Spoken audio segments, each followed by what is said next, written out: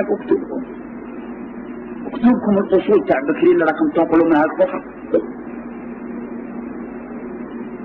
انا نحرق وانتم حرقوا ونتشاركوا.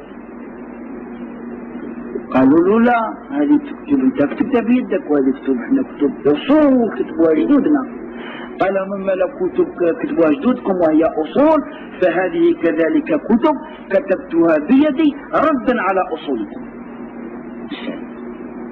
انا ثاني هذه كتب انا ما جبتهاش كتبت عليها، انا راني نقرا كتبكم ونرد عليكم، واذا عندكم حاجه صحيحه ردوا عليا.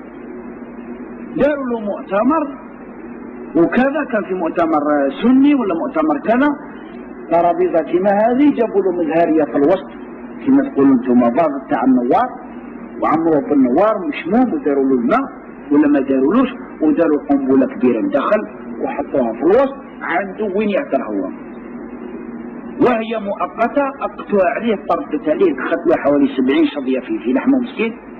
نقله الملك نفسه السعودي، نقله بطائرته الخاصه من من من من باكستان من بيشاور حتى للرياض، وادخله مستشفى القوات المسلحه الملكيه فتوفي ودفن رحمه الله، ان شاء الله يكون شهيد باذن الله.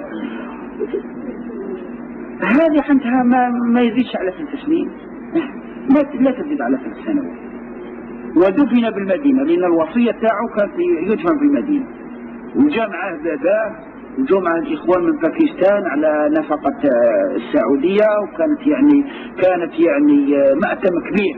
شوف كيف هذا الانسان لما ما قدرولوش، لانهما الشيعه معروفين، الا تعرف الالويه الحمراء تاع الطاليان هما الشيعه، يهضروا معاك مره ويتحاوروا معاك الثالثه ولا الرابعه يقتلوك، وكم قتلوا من واحد. لذلك يا اخواني عقائدهم من افسد العقائد. لذلك ابن تيميه رحمه الله يقول هم اخطر على الاسلام من اليهود والنصارى.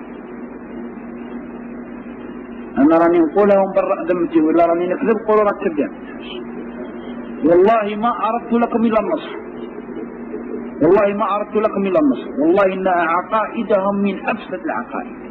وكما قلت لكم قال شيخ الاسلام ابن تيميه الذي هو اخر المحققين المسلمين، قال هم اخطر على الاسلام من اليهود والنصارى. وبعدين ما يخفاكمش كل مصيبه وقعت للاسلام الا لما الانسان يقرا التاريخ يجد من ورائها الشيعه.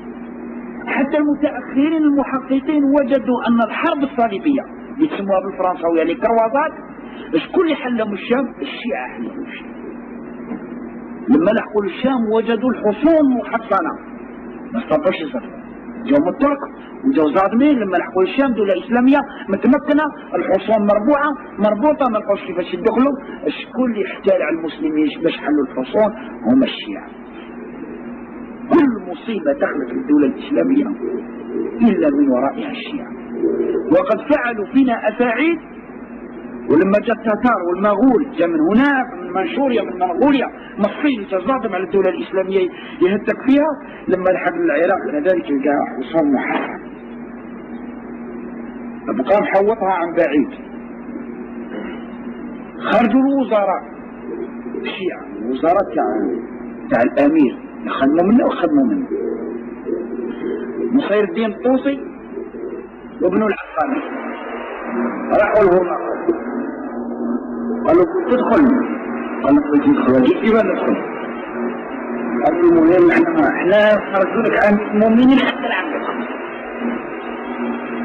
وهذا اللي يبغى يقراها كذلك يقراها في البدايه والنهايه في الدرس. قالوا له احنا نجيب امير المؤمنين حتى العام، ولكن لما مسؤول وثقوا اوامر التسليم لو شفنا احنا نقرر خلاص نجيب والله. راحوا الامير المؤمنين قالوا قالوا المسلمين وراء الخصوم وتدعوا فيهم الخصوم قلت يا عمر بغوا يبايعوا راهم يكفروا ما تطلع الاذان. قال اسمع الاذان في قصر الخصوم راحوا نجيب ناس ونجيب متاع 7 سن خرجت معاه وباعوا وكان عنده 100,000 جندي. بداو يكلخوا له، بداو يجيو بداو ياكلوا ويشربوا قاعدين وكذا، روحوا دياركم روحوا دياركم، حتى بقى عنده 1000 جندي. باش ندير له 1000 جندي. لما خرج وثقوها قبضوا وكتفوا العلماء كلهم وقالوا الان اعطينا احنا الاذن نبداو في العلماء هذا السنيين هم الاولين نذبحوهم ونروحوا لديارهم نسلتهم اللي لقانا كرشا خارجه نقطعوها باش ما تولدش ودي يخرج عالم كيما بابا.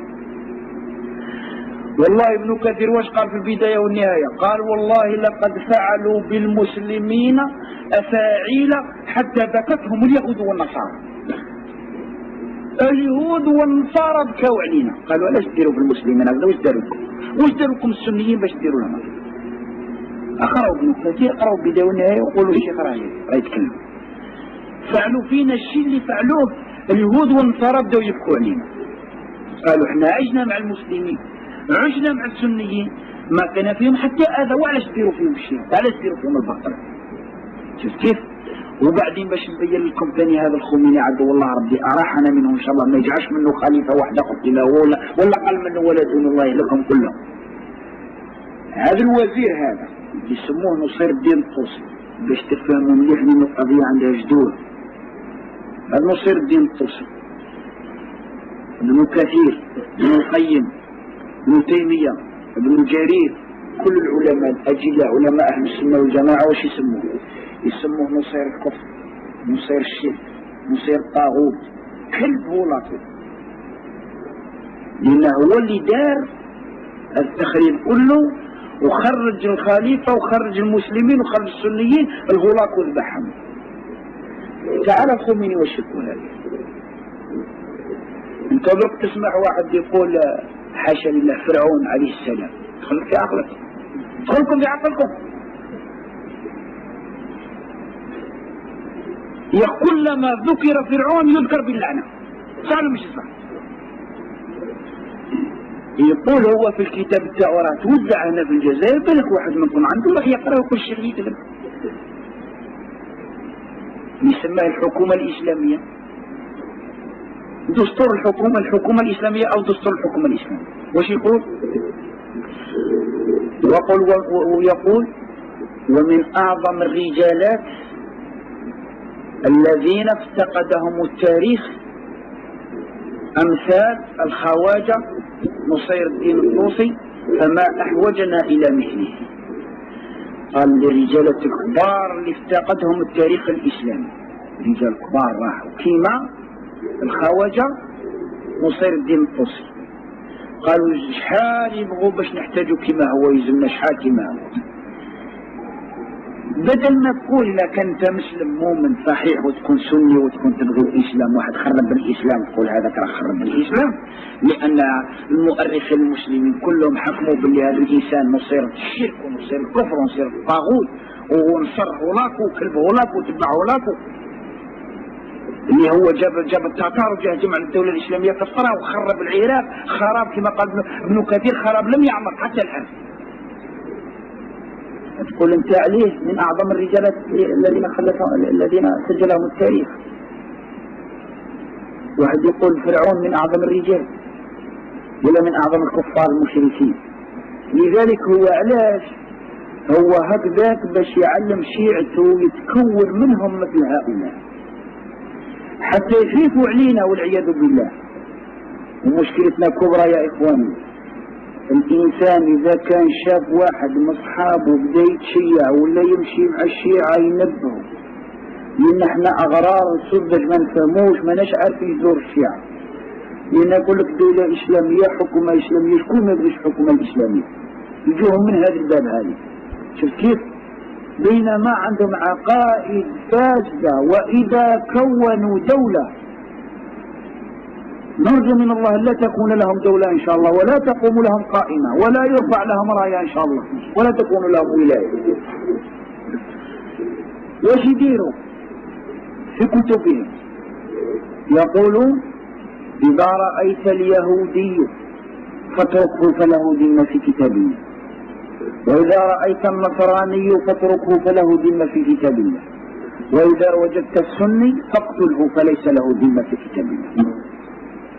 يوم احنا